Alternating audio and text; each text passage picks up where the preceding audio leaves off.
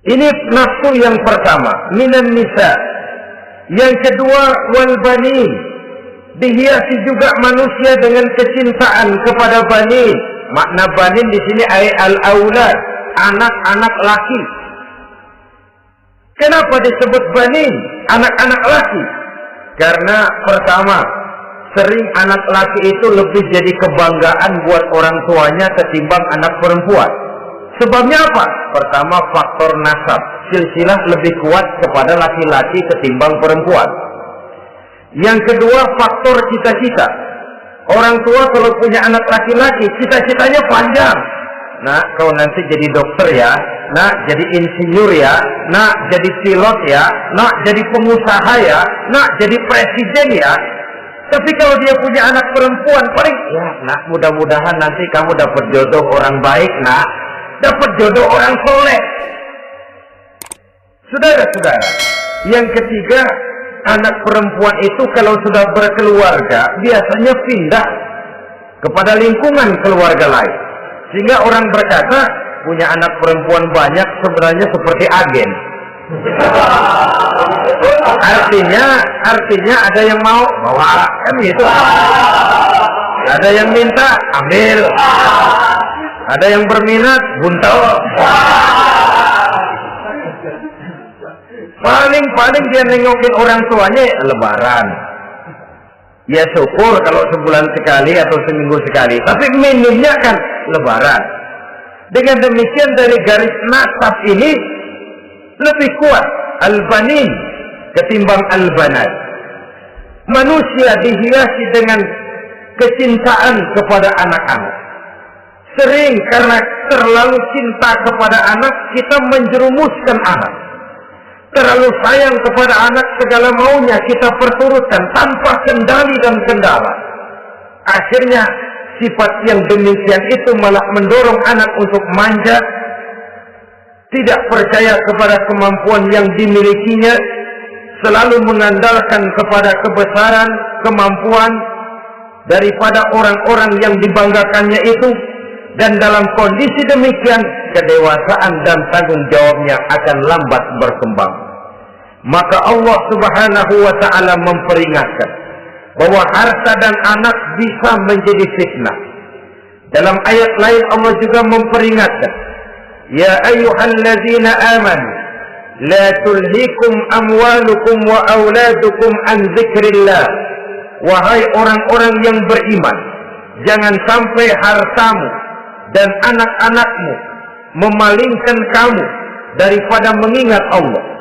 Jangan sampai kesibukanmu kepada anak dan harta benda menyebabkan kamu sampai lupa mengingat Allah Subhanahu wa ta'ala. Berapa banyak manusia yang tenggelam dengan melupakan Allah, jauh dari agama, jauh dari tuntunan syariat, oleh karena disibukkan oleh persoalan anak dan persoalan harta benda. Maka satu-satunya jalan, jikalau kita tidak ingin anak kita sampai memalingkan kita daripada mengingat Allah, nilai-nilai keimanan harus ditanamkan kepada mereka sedini mungkin. Dengan bekal ini, maka mereka, anak-anak kita, insya Allah tidak akan membuat kita orang-orang tua ini berpaling daripada mengingat Allah, berpaling daripada kehidupan beragama. Memang karena anaklah kita orang tua peras keringat banting tulang, pergi pagi pulang sore cari nafkah. Karena anaklah kita orang tua kepala jadi kaki, kaki jadi kepala.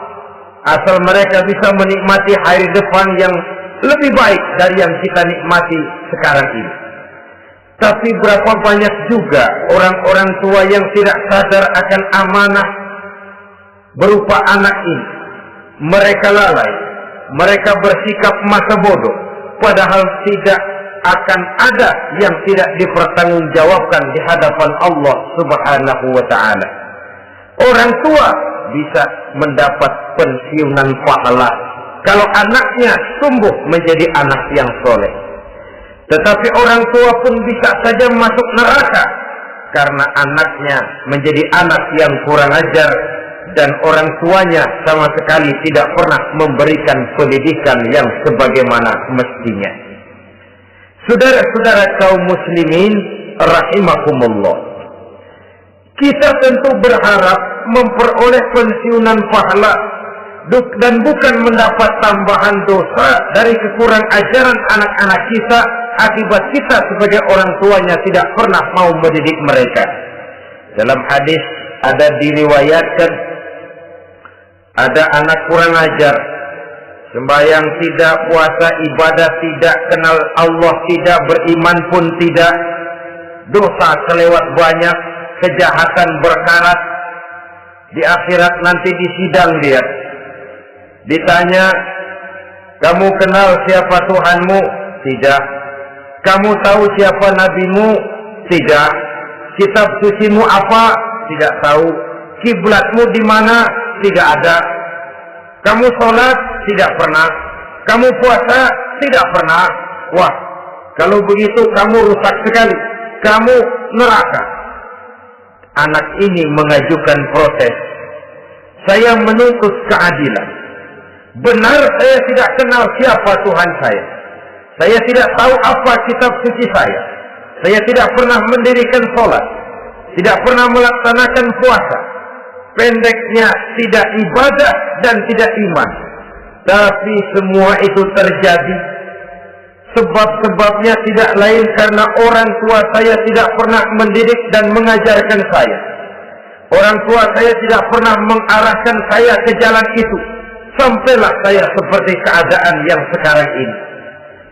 Orang tua saya enak-enakan ngaji, saya teler diantepin aja. Orang tua saya memegang kitab, saya megang botol. Dia tahu, dia diam saja. Dia tahu dan dia tidak memberikan peringatan. Karena orang tua saya lah, maka saya jadi seperti sekarang ini. Kalau saya harus masuk ke dalam neraka, saya menuntut keadilan agar orang tua saya juga ikut bersama saya gabung ke dalam neraka. Orang tuanya yang baik-baik dipanggil, sudah mau berangkat ke surga nih orang tua, dipanggil, "Ntar dulu mas, sini dulu." Mau kemana, kencang banget? Surga pak, nanti dulu urusan belum beres. Ini benar anakmu ini? Dilihat anaknya, iya anak saya ini. Waktu di dunia nggak pernah diajarin ngaji, nggak pernah. Sampai dia nggak kenal Tuhannya, nggak kenal nabinya, nggak kenal kiblatnya, nggak kenal kitabnya. Iya. Dia sembahyang, kamu diam, dia nggak sholat, kamu diamin aja. Iya kali. Kenapa pakai kali? Yang benar ngomong masih. Ramadan dia nggak puasa, kamu nggak tegur, kamu diam saja. Iya. Wah, kamu nggak tanggung jawab. Kamu tahu anak itu adalah amanah. Menyia-nyiakan amanah adalah khianat. Khianat adalah dosa besar. Jadi bagaimana saya? Ya kamu gabung sama anakmu, join ke neraka berdua bareng.